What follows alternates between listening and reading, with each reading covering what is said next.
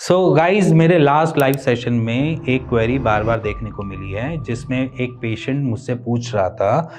कि actually varicocele है तो मैं इनफर्टाइल तो नहीं हो जाऊंगा, मेरी फर्टिलिटी हैम्पर तो नहीं होगी। और उसका आंसर यस या नो में दूँ तो मैं आपको सिंपली आंसर देता हूँ कि अगर आप वेरिकोसील के पेशेंट हो तो इनफर्टिलिटी आना एक नॉर्मल सी चीज़ है जो उसके साथ एडजॉइनिंग होकर आती है, बट ऐसा नहीं है कि सभी को मिलता है। तो मेरा आंसर यहाँ पर ना पूरा यस है ना मेरा पूरा नो है, क्योंकि ये पार्शियल है। क्योंकि हर पेशेंट को जरूरी नहीं है कि वेरिकोसील के साथ इनफर्टिलिटी मिले, क्योंकि ऐसे बहुत सारे पेशेंट हमारे पास भी आए हैं जिनको वेरिकोसील की वजह से इनफर्टिलिटी देखने को नहीं मिली। अब आपका एक क्वेश्चन जनरेट होता है कि आप कौन से टेस्ट करवाते हो। तो बेसिकली अगर हमें वेरिकोसील को भी जज करना होता है ना, तो भी हम एक सीमन एनालिसिस का बीच बीच में टेस्ट करवाते हैं कि जिसकी वजह से हमें ये क्लियरेंस मिलती रहे कि पेशेंट के कोई भी सीमन एनालिसिस की रिपोर्ट में कुछ मोटिलिटी या मॉर्फोलॉजी हैम्पर तो नहीं हो रही है। तो उस दौरान हमें क्लियरेंस मिलती है कि बहुत सारे पेशेंट्स ऐसे भी होते हैं जिनको इनफर्टिलिटी बिल्कुल छूती तक नहीं है, बस वेरिकोसील का डायमीटर बढ़ा हुआ देखने को मिलता है। कुछ पेशेंट ऐसे भी मिलते हैं जहाँ पर सिर्फ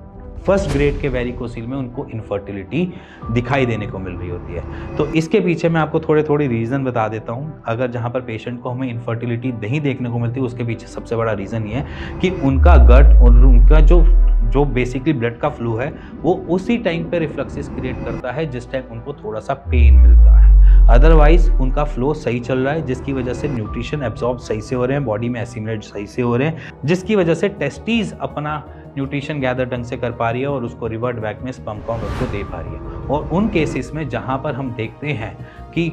फर्स्ट ग्रेड का या सेकंड ग्रेड का वेरिकोसील भी इनफर्टाइल कर रहा होता है, वहाँ पर हम देखते हैं कि रिफ्लक्सेस जो है वो बहुत ज़्यादा बन रहे हैं, जिसकी वजह से स्पर्म काउंट बनने में दिक्कत आ रही है, टेम्परेचर ढंग से मॉड्यूल नहीं हो कर पा रहा, जिसकी वजह से वहाँ पर न्यूट्रिशन सही से एब्जॉर्ब नहीं हो पा रहे, गट उनका ढीला भिड़ाला चल रहा है, कॉन्स्टिपेटेड हमेशा रहते हैं और वहीं पर उनको इनफर्टिलिटी भी देखने को मिल जाती है। सो दोनों ही केसेस में अगर मैं बात करूं तो एक केस ऐसा है जहां पर गट हेल्थ से हमारे को स्पर्म काउंट ढंग से देखने को मिल रहे हैं, और दूसरी जगह जहां पर हाइपर कॉन्स्टिपेशन हमारे को मिलती है तो कॉन्स्टिपेशन हमारे को एक तरीके से रिवर्ट बैक में हमारे स्पर्म काउंट को लोअर साइड ले जा रही है। तो इसीलिए मैं कह रहा हूं कि अगर वेरिकोसील है और आप कॉन्स्टिपेटेड रहते हो और अपना ध्यान नहीं रख रहे हो तो आप इनफर्टिलिटी के शिकार हो सकते हो। और अगर आपका गट सही है और आपकी सारी चीज़ें बेटर तरीके से चल रही हैं, एक्सरसाइज नॉर्मली आप जैसे मैंने बताई है वैसे कर रहे हो और आपका ब्लड का फ्लो मेंटेन्ड है, टेस्टिस सही से एब्जॉर्ब कर रहे हैं, एसिमुलेट कर पा रहे हैं, तो वहाँ पर इनफर्टिलिटी आपको नहीं मिलती। बीच बीच में अपना एक सीमन एनालिसिस करा लो, चाहे आप एक क्वार्टरली बेसिस पे करा लो या हाफ ईयरली बेसिस पे करा लो, एक बीच में सीमन एनालिसिस करवाते रहो